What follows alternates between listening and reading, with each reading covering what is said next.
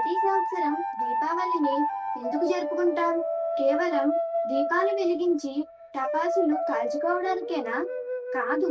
ఈ వెలుగుల పండుగ వెనుక ఒక అద్భుతమైన మరియు ఆశ్చర్యకరమైన పురాణ కథ ఉంది.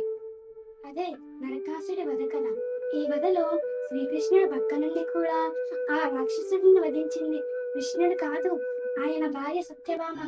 అదిలా సాధ్యమైంది? నరకాసుడికి సత్యభామకి ఉన్న సంబంధం ఏమిటి?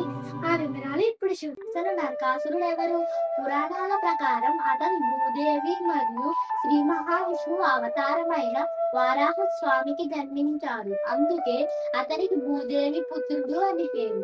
తన జన్మ రహస్యాన్ని తెలుసుకున్న నరకాసురుడు కఠిన తపస్సు చేసి ఒక శక్తివంతమైన వరాన్ని పొందాడు. తనకు చావు కేవలం తల్లి చేతిలోనే ఉండాలి, శ్రీహరి చేతిలో కాదు. ఈ వర గర్వంతోనే ముల్లోకాలను పీడించడం మొదలుపెట్టింది.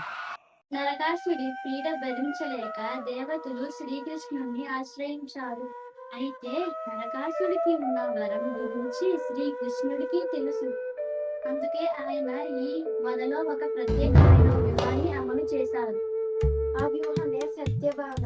శ్రీకృష్ణుడి భార్య అయిన సత్యభామ ఎవరో కాదు, ఆమె సాక్షాత్తు భూదేవి యొక్క హంస. అంటే నరకాసురునికి జన్మనిచ్చిన తల్లి భూదేవి మళ్ళీ సత్యభామ రూపంలో అవతరించారు. అందుకే కృష్ణుడు ఆమెను తనతో పాటు యుద్ధానికి తీసుకుని వెళ్ళారు. యుద్ధం మొదలైంది. యుద్ధంలో శ్రీకృష్ణుడు నరకాసునిపై బాణం వదిలినట్లు నటిస్తాడు. ఆ దెబ్బకు శ్రీకృష్ణుడు ఒక్కసారిగా స్పృహ కోల్పోయినట్లు నటిస్తాడు. తన భర్త పడిపోవడం చూసిన సత్యభామ ఆగ్రహంతో రథం పగ్గాలు చేపట్టింది. తల్లి రూపాన్ని కూడా గుర్తించలేని నరకాసునిపై సత్యభామ శక్తివంతమైన బాణం వదిలింది. అలా తల్లి చేతిలోనే చావు అనే వరం వెలిగింది. నరకాసుడి నుంచి లోకాలకు ముక్తి లభించింది. ఈ విజయం ఆశ్వాయుజ బహుళ చతుర్దశి రోజున జరిగింది. అందుకే ఈ రోజును నరక చతుర్దశి అని పిలుస్తారు.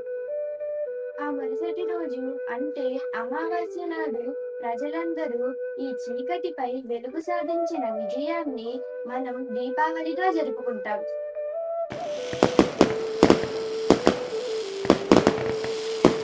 టపాసు కాల్చేటప్పుడు తీసుకోవాల్సిన జాగ్రత్తలు. ఉపయోగించిన టపాసులను వెంటనే తాగకూడదు. టపాసులు కాల్చిన ఆ ప్రదేశంలో ఎక్కువసేపు నిలబడకూడదు. సింథటిక్ బట్టలు కాకుండా కాటన్ బట్టలు ధరించాలి. నీటి బకెట్ లేదా ఇసుక దగ్గరగా ఉంచుకోవాలి. జంతువుల దగ్గర టపాసులు కాల్చకూడదు. చిన్నపిల్లలు ఒంటరిగా టపాసులు కాల్చకూడదు. టపాసులు చేతుల్లో ఎక్కువసేపు పట్టుకోకూడదు. పెద్దల పర్యవేక్షణలో మాత్రమే టపాసులు కాల్చాలి.